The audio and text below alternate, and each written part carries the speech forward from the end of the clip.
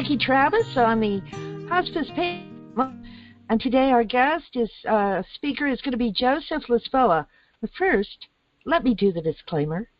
The views and the opinions expressed on these programs are those of the guest and are not endorsed by the all-volunteer independent HPA program and channel.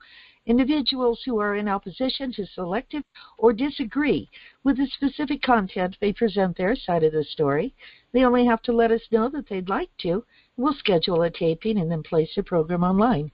HPA and its announcers and hosts do not endorse or represent any and all statements made regarding any corporation or individual or individuals. Hospice Patients Alliance does not take a formal position on any healthcare agency or institution unless there is an official finding of a court of law or government regulatory agency. We are merely presenting a way for the public to share their experiences because these are censored by the major media and the government. We always welcome the agency and or corporation involved to share their position on the patient case. Today, this is the story of Karen G. Lisboa, Joseph's wife, and how her death has raised some serious questions. And with that, I'm going to say welcome, Joseph. How are you doing? Fine. That's fine. How are you? I am just fine. I'd like you to tell everyone exactly what happened. Can you do that for us, please?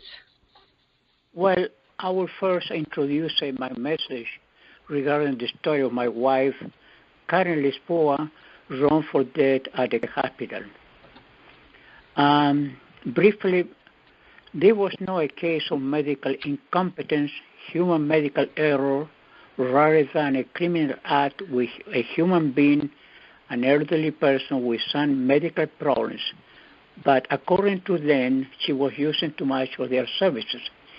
Even though she had legal and hospital life-saving documents to protect her life, they intentionally ignored the lying that she was dying, and she had consented to her atrocious death. Defendants, in this case here, the counsel, the physician, RM, and a medical expert perjured themselves to achieve their objective. It was a preconceived murder of an innocent elderly person, and it started the moment she stepped into the ER on May 14, 2014 at 2:19 a.m. Similarly, the arbitrator who ruled this arbitration process ignored husband evidence and fact regarding her advanced care directive and POLST, which is POLST, is a medical document in the hospital to protect the patient. There was no change, and with all the rights to protect her against physicians, chaplains, and RN falsification of medical records. However, he ruled that defendants, counsel, hospital physician, RNs, and medical expert declaration as true, and husband was wrong. And he had the respect to state that patient died of natural causes and husband had consented to her death. Consequently, if you are a patient at the hospital with all your legal medical tools to save your life in emergency condition, there is no assurance you will come alive from this place. That happened to my wife. We had all protection tools and me being there 24/7. Until now, I carry the guilt, not requesting her medical records every 1 or 2 days at the hospital, and having a caregiver with me at the hospital 24 hours a day, watching them while I was sleeping. But as a professional engineer, I honor and trust another professional, a doctor. But I was wrong, and that is my atrocious guilt. In my soul, in my body, I will carry forever. Thank you. My gosh, that's pretty powerful. I think everybody's going to want to hear what happened here. That you, it's serious enough, get your records every single day or every other day while in the hospital. have a professional caregiver there, even though while you're staying there, just somebody to watch while you fall asleep, because you have to get your rest or go to the restroom even. You need somebody there to monitor 24/7. What did they do? Well, I can tell my story, Yes. which consists of a medical part and a legal part, which in this case was arbitration. I will repeat, specifically explaining our case. My name is Joseph Lisboa, a professional engineer, married for over 52 years to a professional art designer, Karen Lisboa, a Catholic couple who professes the rights and values of human life. Karen was a member for over 25 years. She had a few medical problems like a DVT, which is a deep vein thrombosis in the vein of the body, bronchitis, rosacea, which is those are blemishes of pimples in your nose and cheek, and especially dysphagia. Dysphagia is when a person can eat regular food, and it has to eat a special food like a puree food. But none of them, these problems she had were related to cancer or deadly problems. It just was. That's just the way she was, right? Right. Yeah, okay. In 2008, she issued to her Advanced Care Directive, a legal medical document prepared by 2 California attorneys. Her Advanced Care Directive mandated hospital all medical procedures in medical emergency, even if the treatment would affect her physiological or even her death. I had a power of attorney.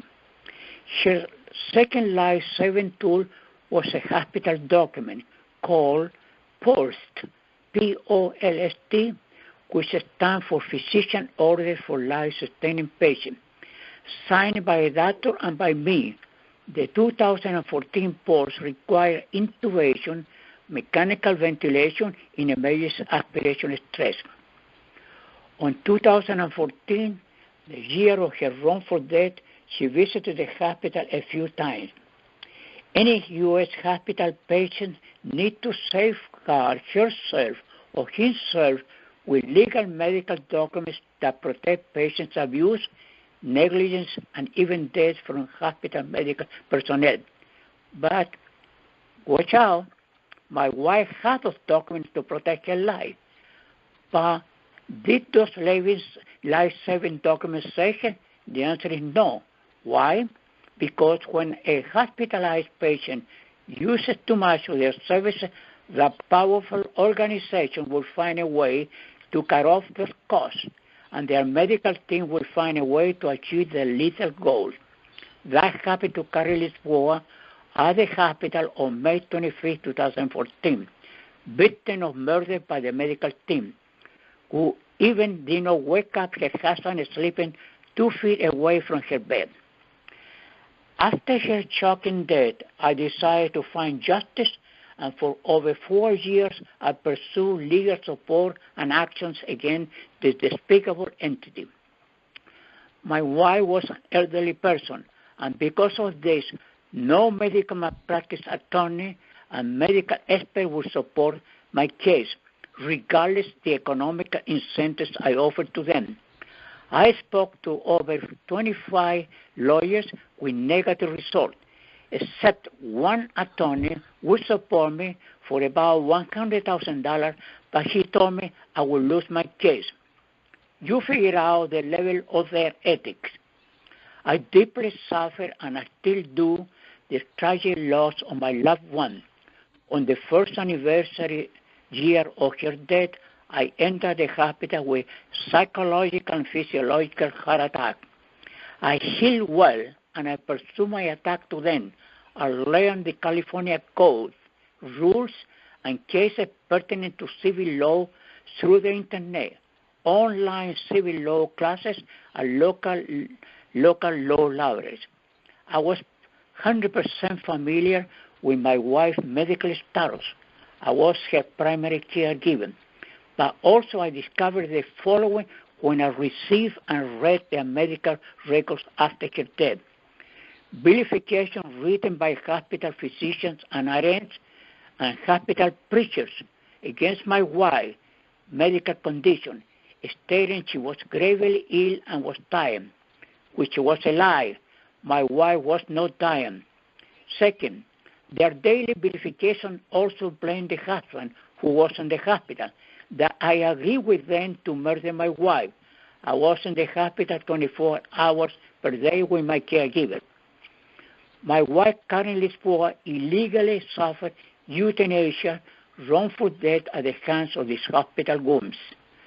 Pope Pius XII witnessed and condemned the eugenics and euthanasia program of the Nazis, and he was the first one to explain this moral problem and crime. This hospital physician and RN took my wife's life, the highest gift that God gave me. For that, they will have my wife Karen's blood in their hands. Karen's death is like a huge hole on my life because of the feeling is, what now? Some nights I wake up and imagine my wife sleeping to me. Before at home, during the days I spend hours with my caregivers, I prepare meals for Karen, sitting in her chair, making sure her radio playing music, her Bible, and the view of the garden with their beautiful yellow roses for her. Their crime totally changed my life. We work and travel many countries around the world, and the action of these hospital wounds is worse than those of the third world country hospital. It is a fact. I pleaded to them 5 times at the hospital to take my wife home with my caregivers and never come back to their facility. However, they gave me an ultimatum: hospice with a PEG tube. A PEG tube is the one you introduce in the stomach to feed a patient. It was my only choice. It was Nazis again. And their evil plan was achieved in the morning of May 25th, 2014, while I was sleeping near her bed, as the Nazis did it with the innocent human being 80 years ago. Now, I could explain how, why, and when hospital physician and RN committed wrongful death on my wife, unless you have a question for me now. No, I'd like you to go on. I'd like everyone to hear this. This is okay. She had a blood clot in her leg. That's what this was about. Right. I know. That was it. That's why she was in the hospital. The reason for she went to the hospital is because of loss of oxygen to her lungs. Why? Okay. So on year 2012, she had dysphagia. Yeah. Dysphagia is an illness which people cannot eat regular food. They have right. to so she has to eat only pure food. Yes. Right. Light food and be careful about doing it. Yeah. That's a lot of people have that. So she successfully ate for 2 years, 90% at home. Only pure food was given to her, and she never aspirated. Choke of food went to her lungs. Right. However, if non-puree food or liquids were given to her, she would aspirate and choke. On 2014 at the hospital, non-puree food breakfast was given to her, causing her to aspirate, choke, depriving oxygen to her lungs. Okay, so she went in because of a blood clot. They gave her the wrong thing, and she choked on it and then had an oxygen problem. Yeah, that was one of the reasons. Okay, there we go. All right. Just so it's clear to everyone, there was nothing here going on where she had an underlying disease that she was going to die from. There's nothing they could say that she could, this was something that was just being treated. I understand that clearly. The deep vein thrombosis we were treating with a special Coumadin or warfarin medication, which maintains her coagulability of the blood and a perfect condition. So there was no problem. So previously, Hassan and the hospital chief dietitian agreed that non-puree food will never give it to her. Her current aspiration was 100% hospital full because they gave her non-pure food. Contrary to my orders and patient right, and despite our objection, my objection, a hospital speech pathologist and our caregiver, hospital physician, unlawfully placed on Karen an NGT2 for feeding and an oxygen mask for breathing. An NGT is a nasogastric tube. You put it through the nose and go through the esophagus to the stomach in order to feed the patient, which was not necessary.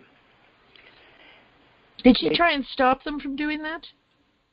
We tried, as I mentioned, myself and a speech pathologist from the hospital, and my caregiver objected to him, but he continued and he did that. He placed the NGT. So despite our objection, this NGT was unlawful and a violation of patient right.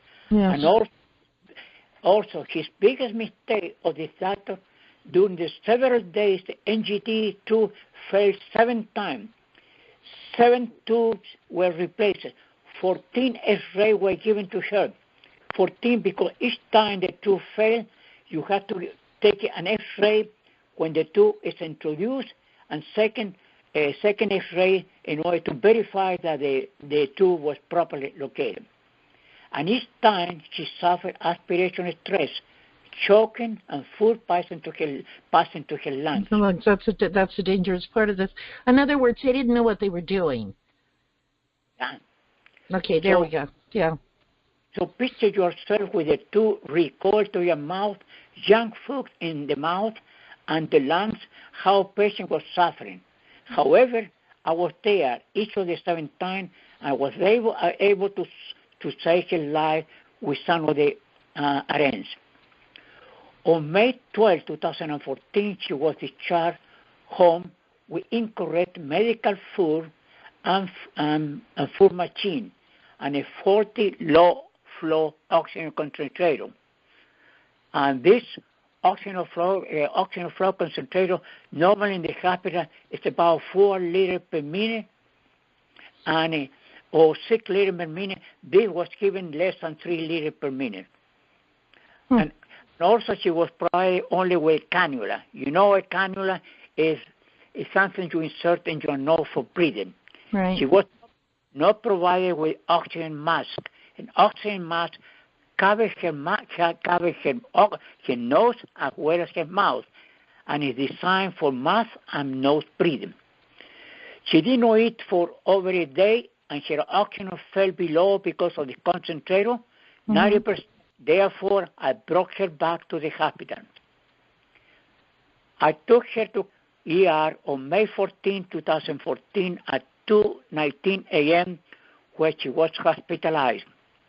The ER lead doctor connected her oxygen mask to oxygen machine called BIPA as a temporary fix, so her lungs reestablished to normal oxygen values and then take her home. However, unknown to husband, a hospital physician and an ER doctor wrote in the medical records, this patient has visited several times the hospital and was taking too much valuable time and effort of the hospital personnel, and cleverly implying these were their economic concerns. They wrote that. They put that in writing. Right. Gosh. In the ER, when she was in the ER, that was the record done. Jeez. At the same time, at the ER, the same ER doctor and a physician and a hospital doctor wrote in the medical record that patient was very ill. She needed 24-hour care and she was dying, adding that her husband had connived or plotted with them to their medical decision. That was the biggest dishonesty. Contrary to their vicious attack, my wife's vitals and oxygen levels were normal. Her weight and appetite were normal with the puree food.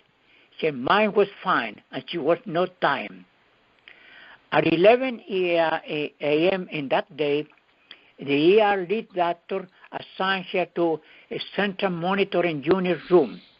A central monitoring room is a special room that has automatically monitoring the patient's vitals, oxygen, and EKG recording. And this information is transferred to the central nursing station via telemetry. That means fiber optic signals, they transmit the signals. So they have information at the central nursing station. Mm-hmm. However, what problem we have with the CMG room and your physician?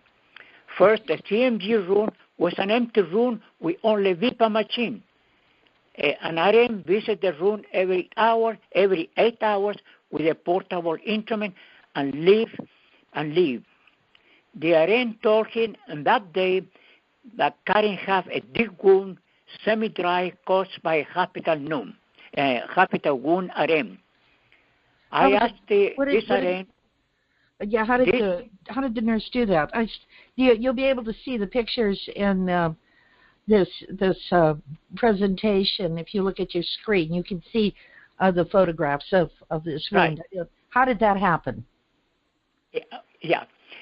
This happened 7 days before when a capital wound RN visited the room, and my wife, because of the DVT she has on her legs and both arms, patches which protect her in case her arms will hit the bed rails and the sensing with the legs. And many hospital nurses doctor have recommended, especially the home doctor, recommended that those patches that should be kept all the time because of the danger, because underneath those patches the tissue was soft and sometimes was on dead blood. Well, yeah, as we get older, our skin gets thinner. Yes. And it's easier to cut, or just bang something and get a cut. Just bump into something. Very thing, and that will happen.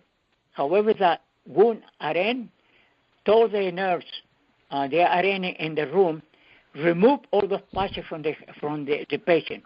Uh-huh. And I told her, don't do that, please, because this, one way or another, she's going to hit any object, any rail or the bed or any nurse with an object, and she will bleed, and it's very difficult to heal that.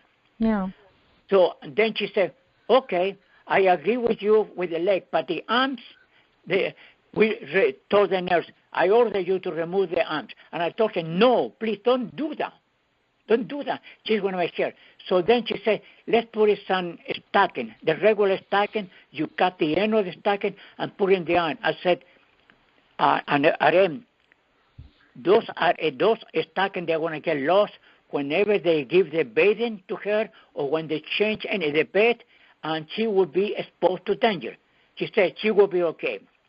Well, coming back to May 14, when she was in the CM room, that will happen.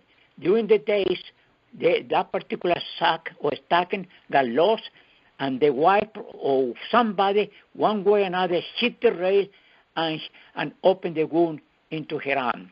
Yeah. We the caregiver and I took pictures of that, and that's one of the pictures I submitted in my attachment. Yeah. About the wound. It was about 2.5 inches long and about 1/4 inch deep, and it's about 1/4 inch deep. Yeah. It was very bad. Anyway, I complained several times to the central nurse station on lack of the CMU vital instrument, but I was ignored. Her physician disappeared from room for 21 hours. Therefore, my caregiver brought to the hospital my own instruments and supplies, and from that moment, I took over my wife's care. By midnight, I checked her oxygen was below 80%, and the blood pressure was high. I called central station nurse, and if they would not come, I would call 911. 30 minutes later, On 5/15/2014, an ICU doctor and RM came, and I asked him to correct the beeper setting, which was set at minimum 60%. So they corrected to about 90%, and all my wife's vitals recuperated. After 20 hours, the CMU room monitoring was implemented, and her physician showed up. But however, he was lambasted in his medical record that my wife's health was bad, she was dying, and she was aspirated. This is not the case of the medical incompetence or medical error, rather a criminal intent with the life of the human being, my wife. On 5/15/2014, mid-morning, 11 a.m., my caregiver and I called this physician to the room, and we told him we would take my wife home once her lungs are functioning better. He agreed. Then I told him, you or any doctor don't ever place my wife on DNR, which means do not resuscitate. Correct. She has her advanced care director and POLST. She agreed and walked out of the room. However, unknown to husband, in 2 hours later, after our meeting on 5/15/2014 at 1:55 p.m., he wrote in the medical records the following: condition discussed with husband. He's very clear now that he doesn't want her to go to ICU, does not want intubation, and does not want mechanical ventilator. This liar has committed the worst defamation and vicious attack against the patient and his husband. This interaction appears that the patient has to be eliminated. His action set the tone, which were the hospital plan for this patient. Unknown to the husband, he repeated the same libels 3 times a day for the next 3 days, and then he disappeared. So first, we had told him in the morning, don't ever do DNR to this patient because he had medical and legal protection. Then 2 hours later, he violated all his medical and legal rights. Yeah. Unknown to husband, a second immoral medical show up, and he continued copying in the medical records same vicious lies 3 times a day of the previous goon. On May 21st, which was Wednesday, the chart planner, RM, told me, we will take your wife home in a hospice setup with a peg tube into her stomach. I told her, never. Your hospice setup is a death wish for PTs, for patients. My wife is not dying. She's not dying, and I will talk to the health physician tonight. On May 22nd, which was Thursday, the patient successfully passed another BIPA oxygen test for 4 hours. I will explain briefly what is done.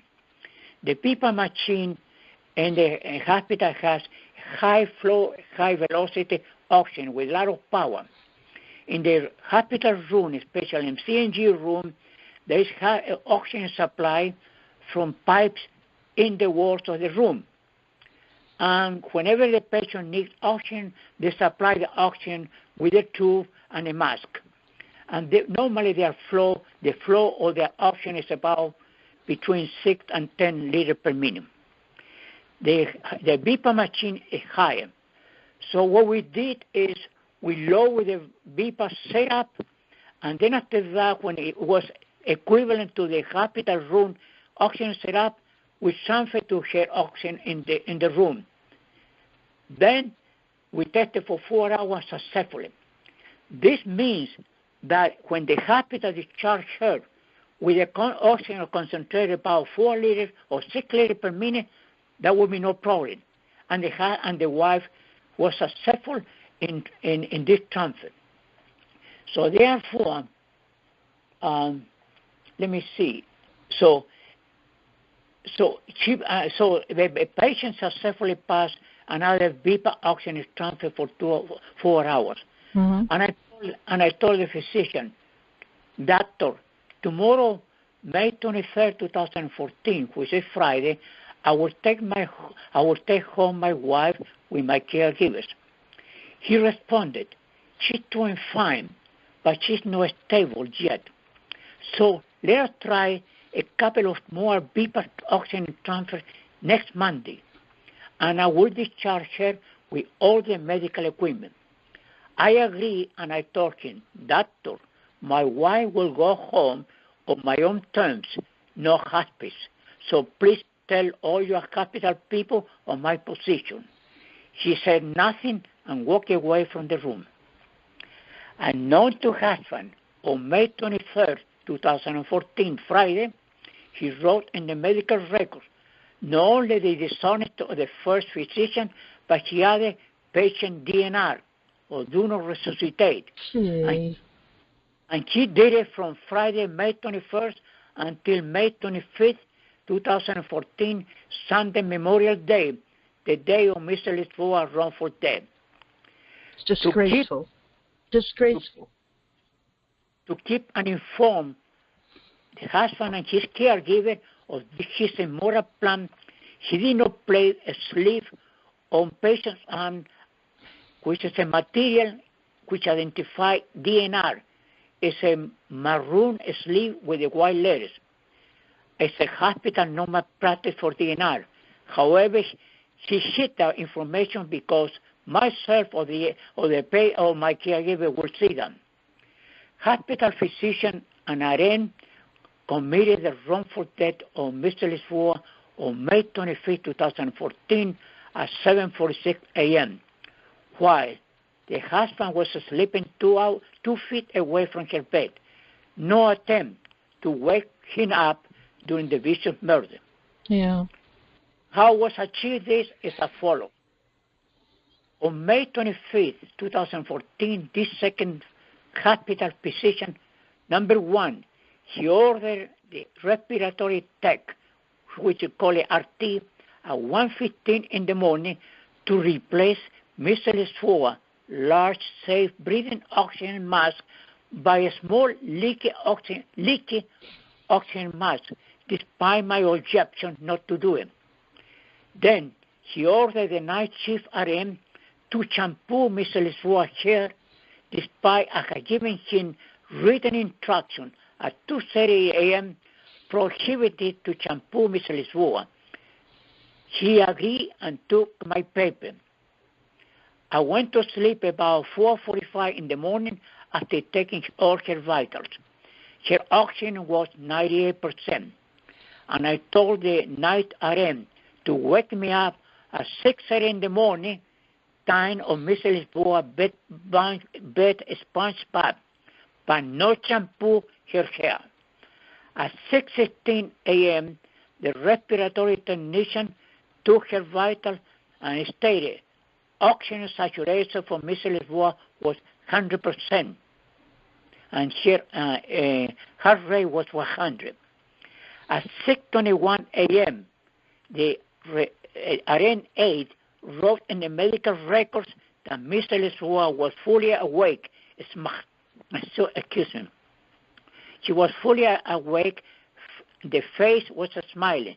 She first removed Mr. Lisboa's oxygen breathing mask and disconnected the BIPA supply and started doing a sponging bath and shampooing her hair for about 1 hour. The BIPA oxygen deprivation to Mr. Lisboa caused her to quickly lose oxygen to her lungs, aspirating gradually, losing her oxygen to breathe, screaming for help, while the RNA was shampooing and pouring water into her head. To make the problem worse, at 6:30 a.m. of the same day, the chief RN ran the NGT feed machine at 45 milliliters per hour, which was a high speed, causing choking to Mr. Lisboa. Her mouth, larynx, and lungs were filled with dark junks. It was a complete setup to kill a patient. All of this while husband was sleeping and the night shift never waking up. At about 7:15 to 30 a.m., while RNA was watching her here, the room oxygen monitor reached 88%. This is an automatic signal of the CMG room. 80% is an alarm when the oxygen reaches that level from the 90% level. An alarm. And the night shift RN ran away with his nurse from the room. The central station nurse knew about the alarm by telemetry. The murder physician, his RN, and a new RN in the morning, now in the room, neither called the rapid response team for emergency rapid support to save my wife's life, nor woke up her husband. Rather, he stood in front of the oxygen monitoring, observing oxygen going down as the patient was dying. And the repugnant nurse was playing with patient mouth, dirty junk created by the NGT food, and never attempted to call the rapid response team created by the NGT food, and never attempt to call her husband sleeping 2 feet away from his bed while Mr. Lisboa was dying. At 7:45 to 7:46, I woke up to the noise. The murderer was standing, looking at the monitor with his hand crossed and across his chest. The RN and the respiratory technician were playing with patient mouth junk. Husband got up and went to him. "What happened to my wife?" He said, "My wife died at 7:46 in the morning, and she ran away from the room with his gun. I checked her body. It was warm, but her face was frigid, and her hair was completely wet from the shampoo. The water was leaking to the floor, and I asked for help, crying and moaning, which although was denied to me." So that is the medical part of Karen Lisboa, wrongful death. That is horrible. That is mean. And certainly cowardly on the part of the nurse that ran off. I'm so sorry. I'm so very sorry. What, did anything happen after that? Well, I will have the legal part of Karen Lisboa wrongful death. Yes. Can I follow that? After her death, I received their medical records on May 2014. So you ordered them right away? I ordered right away on May 2014. Okay. Which the medical record consisted of 361 pages, and there was another medical record for about 2,000 pages, which went back to January 1st, 2014. All right. But the most important thing, from May 14, 2014 to May 25, 2014, the time of her death, the record had 361 pages. Okay. But you didn't wait on it so they could be altered or added to. You did it right away, so you got pretty fresh pages. So therefore, what I did immediately, I reviewed the medical records, and I issued a complaint on 2015 to the California Martinez Superior Court on the following. Well, I was trying to bring the case to a regular court, not the arbitration process. That was my intent. And the main points of my accusation to the judge was wrongful death of patient Karen G. Lisboa against defendants, nurses, respiratory techs, nurses aid, physician, and hospital chaplains. Even these chaplains got involved in denigrating my wife's health. Second, his hospital POLST, the physician order for patient life, call for intubation and mechanical ventilation, and her advanced care director instructed doctors and RNs to provide her with all the treatment required to prevent aspiration stress, provide a respiratory support, maintain her life, including intubation, mechanical ventilation, and request immediate assistance from the hospital rapid response team. Martinez Court just sent my complaint to arbitration. Just like that, huh? Right. Jeez. So, in the arbitration process, the legal part, as I explained before, I went through all the codes and rules, so I was familiar with that. But anyway, for the arbitration, a neutral arbitrator is preside the arbitration, and this entails a discovery phase by which both parties submit documents, interrogatories, demand for inspection documents, and deposition. Second, motion for summary judgment, which is called MSJ, normally issued by the defendants. In this case, number 3, a conference called by the neutral arbitrator ruling the MSJ. And number 4, the hearing, which is in regular law, civil court, is called a trial. I am the claimant. In my explanation, I will say I am the claimant, the husband, I, or me. Mm-hmm. So whatever I will explain, either of those terms, I will apply to me. I proceed alone in the arbitration without support of an attorney and a medical expert for the reason I explained before. First, the discovery phase. Number 1, I submitted the discovery doc responses to defendant documents, thousands of document pages, photos, spreadsheets, charts, demonstrating their falsification of medical records that led to my wife's death. 2, I verify all declarations under oath and under penalty of perjury. In a discovery process under civil law, California civil law codes, it requires when a person responds with an answer regarding your questions in that document, that person has to take an oath under penalty of perjury. And that is called a verification in the discovery process. Well, I did verify all my documents under oath and penalty of perjury. Defendant never responded to my discovery document. 4, I issued a discovery document to defendant asking them to submit test results, lab blood culture tests, CT scan of her chest and her lungs, PET scan, and neurological tests that to verify that there are medical records accusation of my wife's health, which were pneumonia, sepsis, cachexia, cancer, COPD, or Alzheimer's. Defendant response demonstrated ignorance and arrogance, stating they did not have the expertise and knowledge to answer my question and needed medical expert. That was a joke because the hospital physicians and RM wrote those statements regarding the medical conditions of my wife.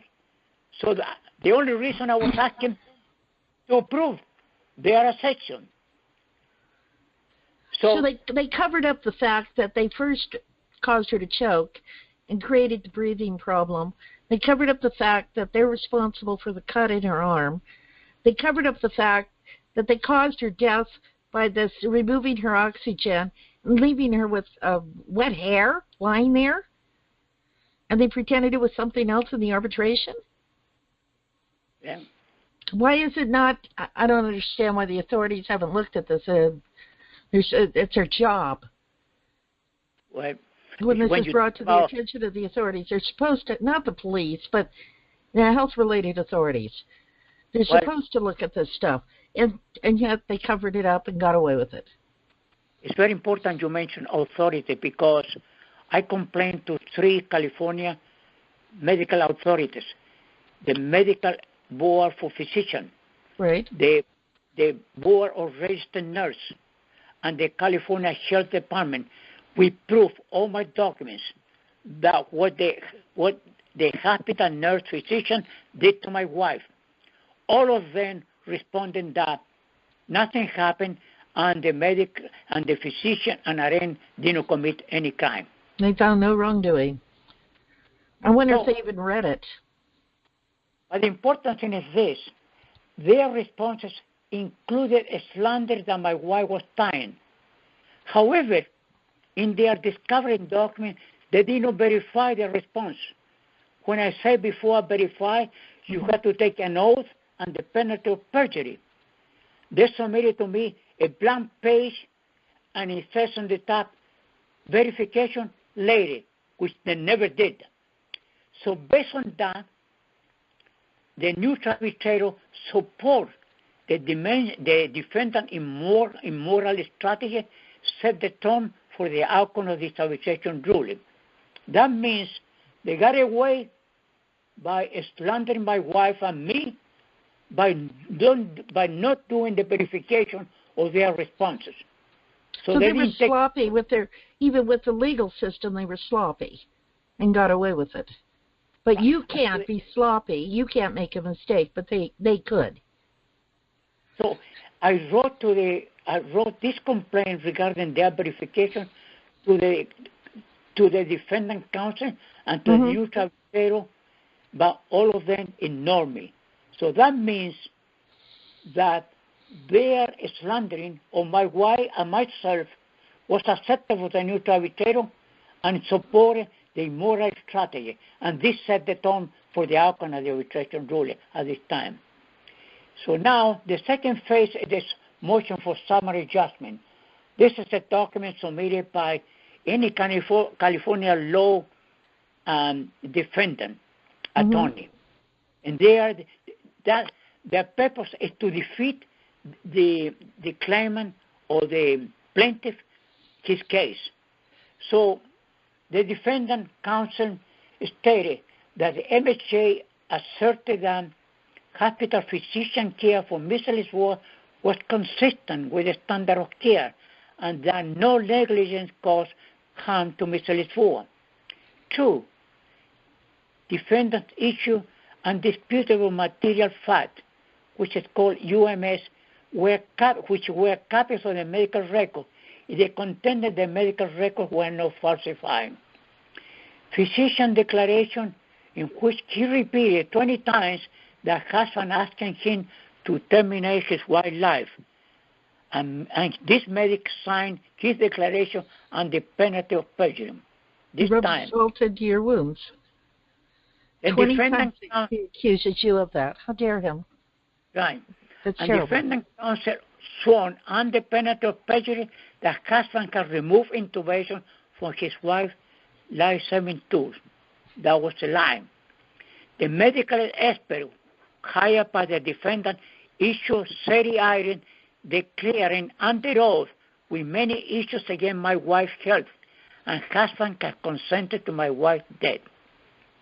For that, for their motion for summary judgment, I had to answer, and I responded with the following proof. Mr. Lisboa, Kaiser Hospital life-saving tools, advanced hair directive, and POLST were never revised or amended. Neither her husband nor by the hospital personnel. The advanced hair care directive require full medical protection by the hospital doctor, and her POLST require this medic to apply intubation in the event of operational stress with the assistance of the rapid response team. I challenge any hospital personnel to review her legal documents in their computer system. Similarly, I challenge them to check my records received from them on July 20, 2016, when the arbitration started, which verify Mr. Lisboa's documents were never changed, never revised. Therefore, my answers are the defendant's medical records were falsified by physicians and RN. physician was a perjurer and accusing me to terminate my wife's life by removing intubation. Defendant counsel is a perjurer when she wrote husband had removed intubation with his life-saving tools. Defendant physician RN committed wrongful of my wife. The medical expert declaration under penalty of perjury is a perjury by writing husband had consented to his wife's death by removing her intubation. In a California civil law case, a medical expert is very important. It's considered as a God. He has the last word. And that's what the defendant were relying. But I will explain the following, how this medical expert was a charlatan and ignorant of the medical history of my wife. He stated on my wife, because of her dysphagia, she had poor eating condition, was dying, and she had cachexia and sepsis. I said to him, wrong doctor. Mr. Lisboa eating for the last 2 years was 90% successful. I have submitted to counsel last 4 years history of her eating, 90% successful. And her latest hospital anatomic physical data proves she has normal weight, 125 pounds, 5 feet 6 inches height, and her BMI was 20.14. Your BMI is between 18.5 and less than 25, it falls within the normal range. All right. Second, she never had cachexia or significant loss of appetite or loss of weight greater than 5%. She never had cancer or COPD or kidney disease.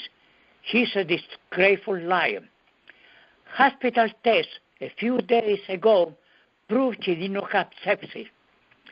She slandered Mr. Lisboa that NGT was not harmful to her, and the insertion of the NGT by hospital physician was lawful. Wrong doctor.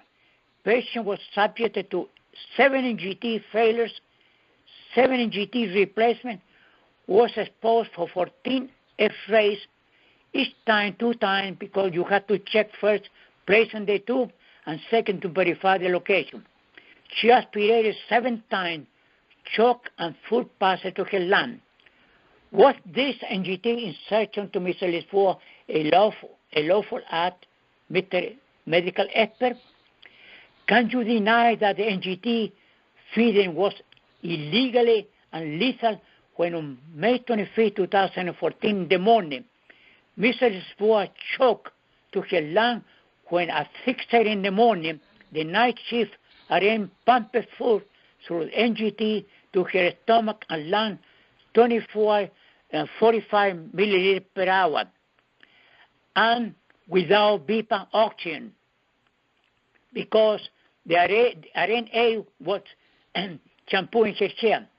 And at 7:30 a.m., documented by their record, they found the stomach, the NGT was returning gastric contents to her mouth, larynx, and throat, showing instability, choking, and screaming. Your callous RN kept the NGT on patient, pouring dirty junks going to her lungs while patient was aspirating, dying without oxygen. Yeah. And RN, until 9 a.m., 2 hours after her death, removed the NGT.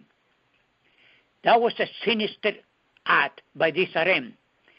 Did you ignore, Mr. Medical Expert, my evidence that my wife's right arm was physically harmed by hospital wound care?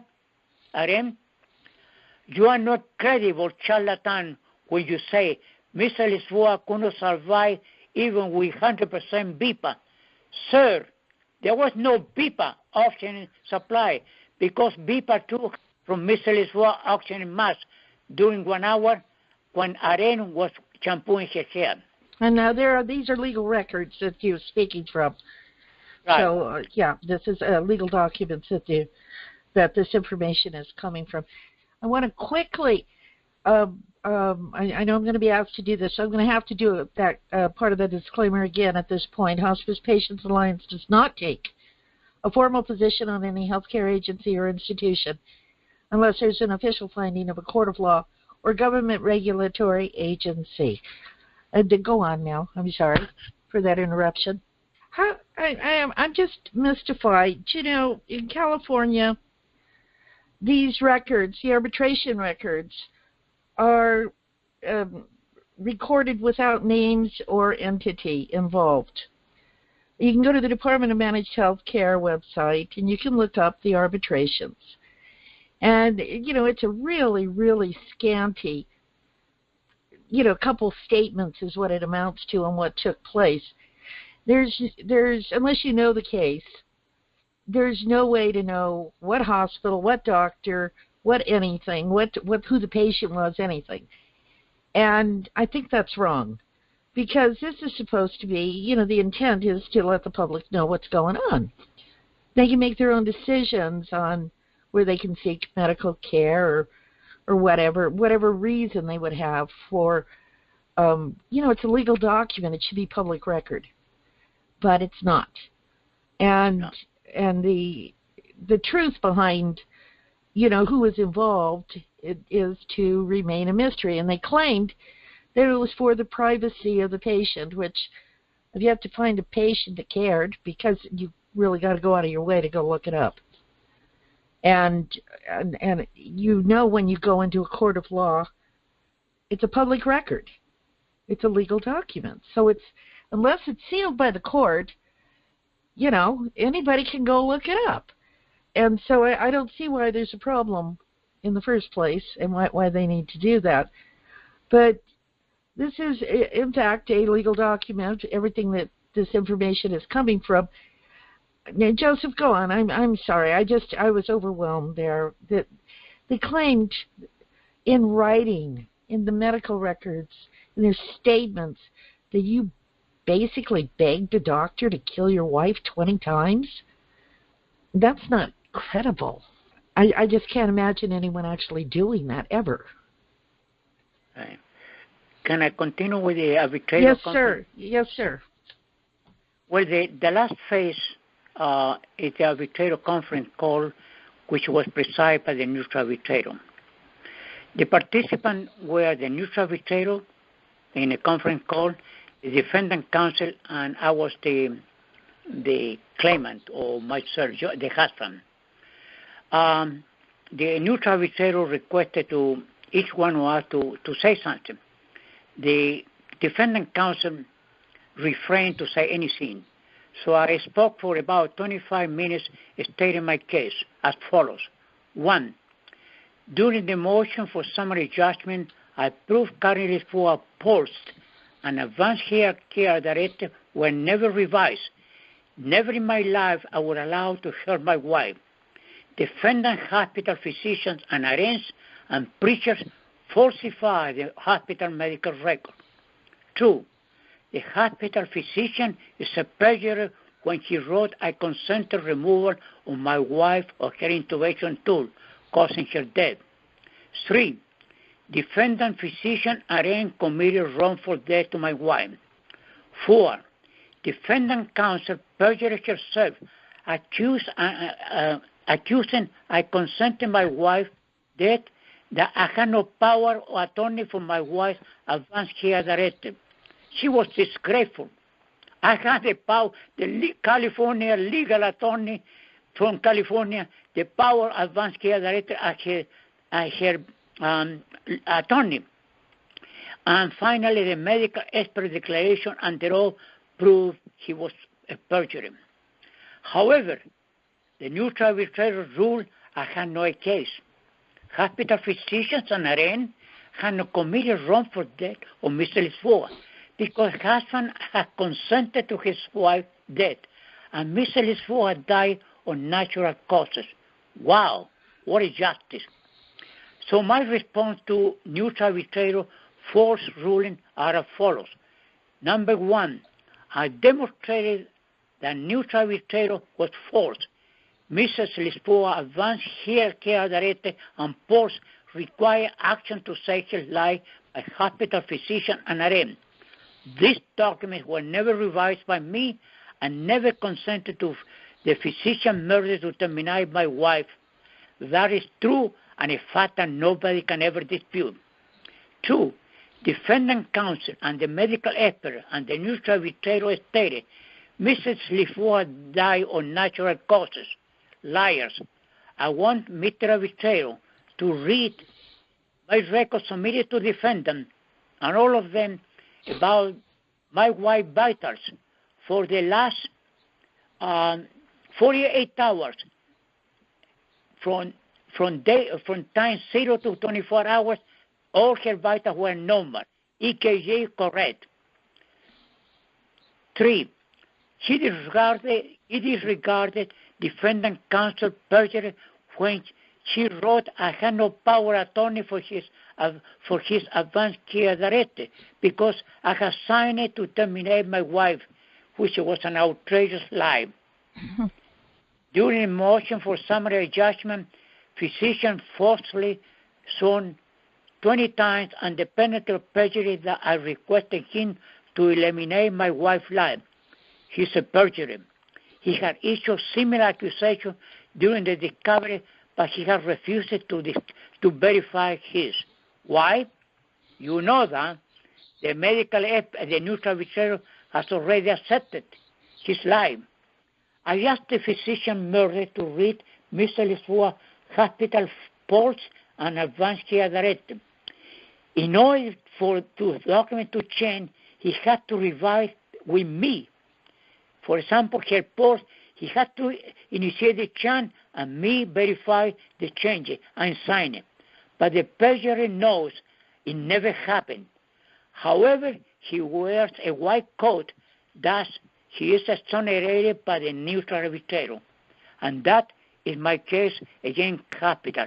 Thank you very much for your support and your listening to and viewing my case. Thank you, Joseph. I'm astounded that there's so little respect for not only the patient and their loved ones, for independent caregivers, but California law, for heaven's sakes. The law, you're supposed to follow the law. And even in a court of law, the statutes are ignored. I'm astounded. I hope that this program today and the great efforts you've taken to present this so well that it's going to be able to help other people so they can avoid some of these problems. Your wife didn't have anything she was dying from. I would have accepted it if you'd said, she threw the blood clot and it, went to her heart or her brain or something. That didn't happen. All of this was a normal condition that she had, that a lot of other people have. And I think they ignored, from the sound of it, they just ignored. But then you said in the medical records from the emergency room that she was overusing the resources and causing a financial strain to a corporation. And that in itself says a lot.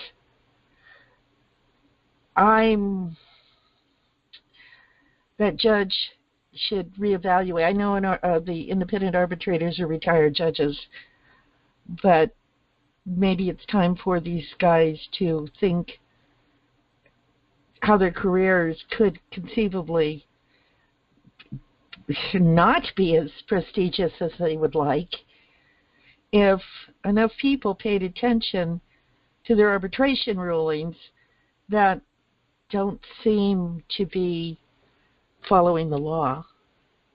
I think they could do a better job. I think all of them could do a better job. As for you, I'm pretty sure your wife is very proud of what you did.